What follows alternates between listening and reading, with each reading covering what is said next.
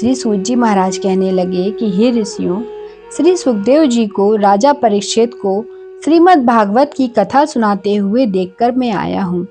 ऋषि कहने लगे, हे सूत जी, जो कुछ आपने वेद व्यास जी के मुख से सुना हो वही कथा हमें भी सुनाइए। सूत जी बोले, हे ऋषियों, जैसा मुझ में ज्ञान है और मैंने व्यास जी के मुख से सुना है वह मैं आज तुमसे कहता हूँ। एक समय नारद जी विचरते हुए भगवान नारायण के निवास स्थान पर पहुँचे। वहाँ पर भगवान के चरणों से अलकनंदा नदी बह रही थी। वहाँ पर ब्रह्म में लीन जितेंद्रिय निर्मल और तेजोमय ऋषि को देखकर भगवान ने उनको नमस्कार किया।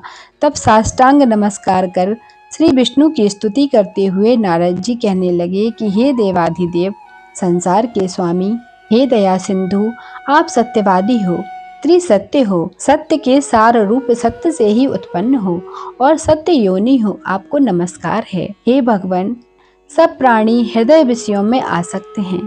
स्त्री पुत्र आदि के मुंह में फंसे हुए गृहस्थी लोगों का हित करने वाला लाभदायक कथा व्रत कुछ विचार कर मुझे आप बतलाइए।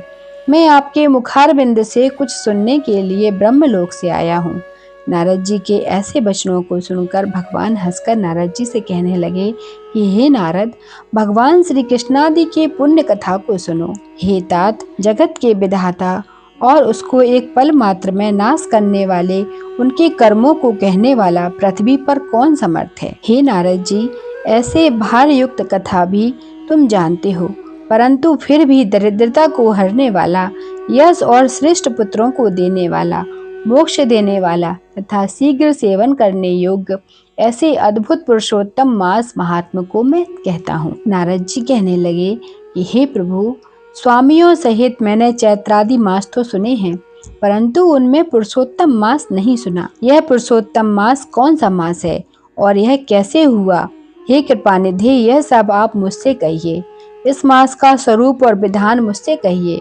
क्या करना चाहिए, स्नान कैसे करें, दान कैसे करें और जब पूजा तथा उपवास आदि क्या साधन है? इसके अतिरिक्त और भी कोई सार हो, यह सब बतलाइए।